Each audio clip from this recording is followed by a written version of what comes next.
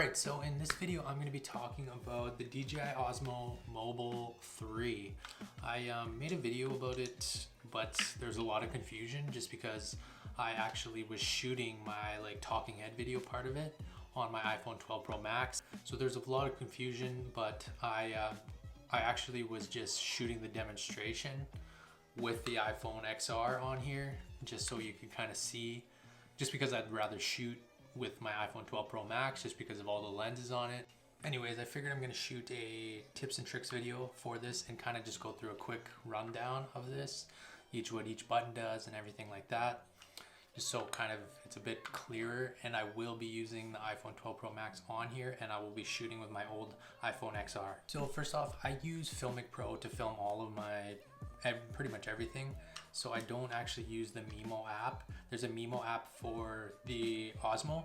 It gives you a bunch of options to use. There's a follow mode in it, you wave to it and the thing will follow you. The reason I use VideoMicro Pro is just because there's so many features in it, but that's for another video if anybody's curious about that. I wanted to film outside, but it's kind of raining right now, so and I want to get this video kind of out there. So all right, let's just get into this video. Before I get into any of the tips and tricks and stuff, I just want to go over what pretty much every button does. So when you hold down the M button, it turns it on. If you double tap the M, the gimbal will go from portrait mode to landscape mode. And the analog stick, pretty straightforward, moves it around. The red button up top here actually starts recording, which is actually really helpful. The little switch on the left here is zoom in and out. In VideoMicro Pro, you could actually change this dial to different things like your focus or change your shutter and your ISO. Holding the back trigger actually keeps your phone in position, which is really helpful. And when you double tap the back, it will recenter. All right, how about let's just get right into these tips. First one, mount your phone while it's still folded and then undo it while it's still in there, and then you can balance it.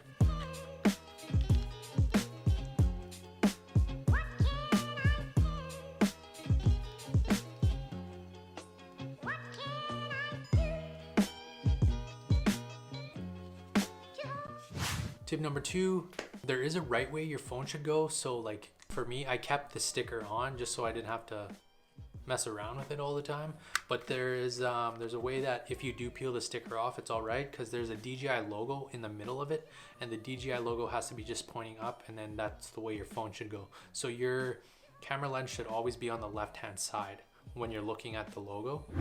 All right, tip number 3, double tapping the back trigger is your best friend.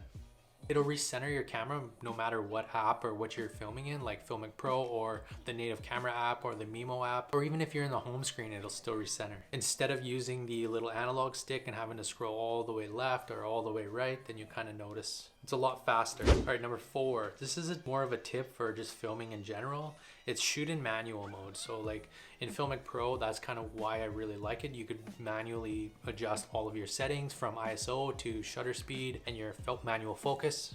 So in the Mimo app, you can actually do these features also. I just don't really use the Mimo app that often. It's something good to know that if you are shooting in the Mimo app, you should definitely be utilizing the manual mode. And that way you kind of get to learn a bit more of what your shutter speed should be and your ISO should be. When shooting in manual, you want to change your shutter speed to double what your frame rate is. So your frames per second, FPS. So if you're shooting in 24 frames per second, your shutter speed should be 1/48. Or if you're shooting in 25, it should be 1/50. If you're shooting in 60 frames per second, then your shutter speed should be 1/120. So just remember, your shutter is double your FPS. The reason is so that you get more motion blur in your video, so it looks more natural to the eye. And this is just in general of all filmmaking. Number 5, don't expect perfection. By this I mean when you're walking with your stabilizer, you're gonna get a bit of shake still. Obviously, it's not perfect. Not all your shots are gonna be perfect. It's not something wrong with the stabilizer.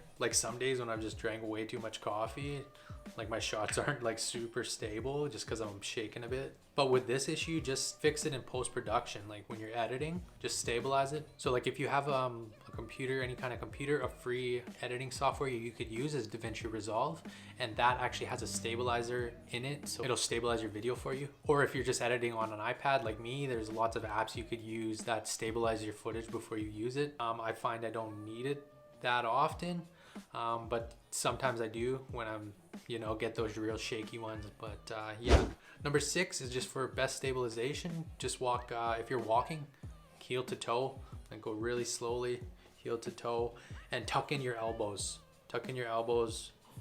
It'll help like tremendously.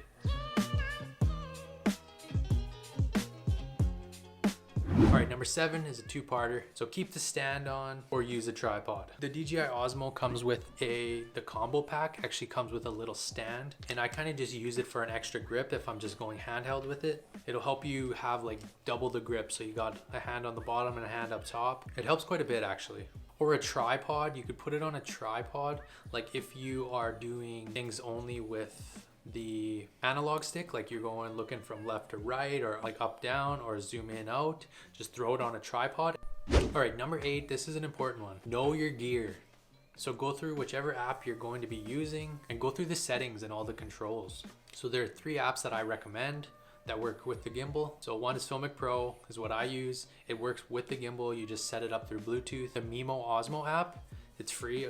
VideoMicro Pro is not free. It's like $15, $14.99. And the Moment app. This Moment app, I use it mostly just for taking pictures, but it also does link with the DJI Osmo 3. Once you pick an app, like you pick an app you're happy with, what you want to use, go through all the settings, learn your settings, so you could utilize every possible tool you have in that app. Like find out which button does what, how to zoom in and out, what goes which way.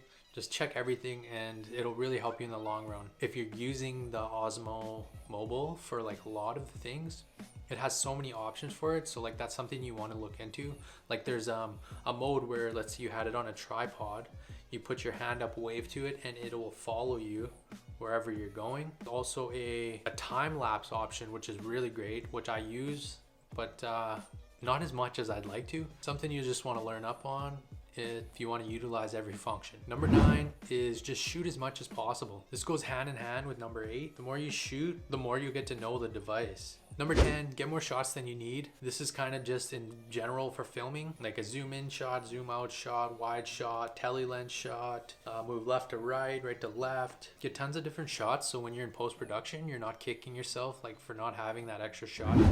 11, try not to shoot in the cold. It's just hard on the motors. Like I was down by the beach like a few months ago when I first got this thing, and I don't have any footage of it, but I wish I did. I just noticed the motors on it were having some troubles. It would kind of freeze up, so I'd have to go jump in my truck, throw it on the heater and let it warm up. That's kind of something you want to think about, because like I was thinking about using this thing when I went out snowboarding. Yeah, I don't know if I'll be doing that. Maybe I'll try it out on like one run on a warm day or something. But yeah, just don't want to be using it in the cold, just because it might be hard on the motors. All right, number 12, know your frame rates. This is kind of just like in general filming, but this is something you want to know. So if you're shooting B-roll, that's kind of like what the DJI Osmo is like really great for. Shoot in a higher frame rate, like 120. You just capture more motion that way, and that way you could slow it down a lot more in the editing process. But if you're looking for just like a more natural look, everyday kind of talking, go for 24 frames per second. It looks just more natural to the eye. Okay, 13, this kind of only applies to iPhone 12 Pro users and maybe 11. Utilize all 3 cameras. So like mix up all the shots, get some wide angles, some tele lens, your normal wide lens stuff. You'll realize there's a lot of different approaches you could take with all the gear you have.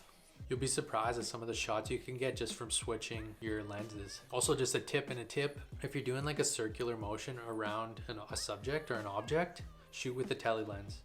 It just makes the background look like it's moving way faster. It just gives so much more depth to your shot.